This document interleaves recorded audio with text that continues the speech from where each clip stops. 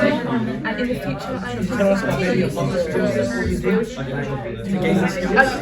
stop it, you're making me nervous. Continue using these skills to apply for university. Annie, we're here at St Mark's Sixth Form Centre today.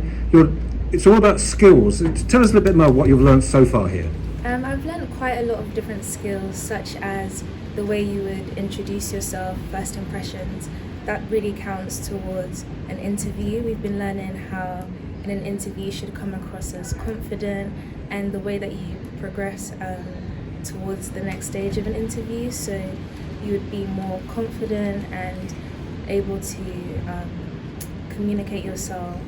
I've seen a couple of students having to stand up and talk to everybody about themselves. Is that a natural thing to do? No, I think upon first trying it, it's a bit nerve-wracking because it's not something that we usually do as year 12s.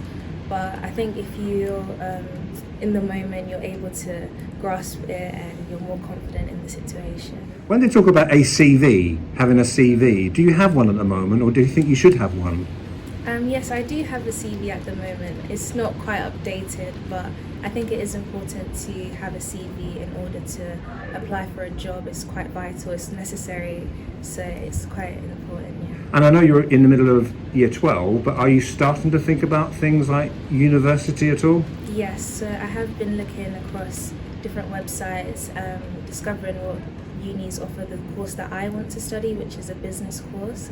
And I think there's a range of unis that have caught my interest.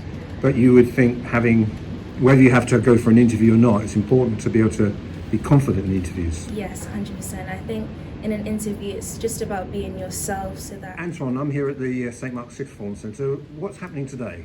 Well, today we are doing, with like work experience, we are trying to help like the people that come to the school, and they want to help us with how we develop as a person, with our character, who we are, and they give us they help us to get opportunities and to better ourselves.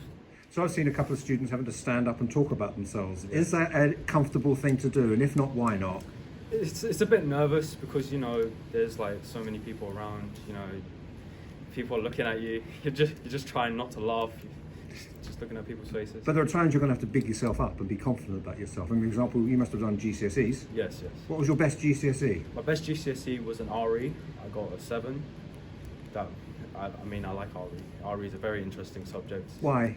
Because it's you get to learn about God. You get to learn about why we're here, your existence. You get to learn about cultures, religions, what they do, their customs, things like that.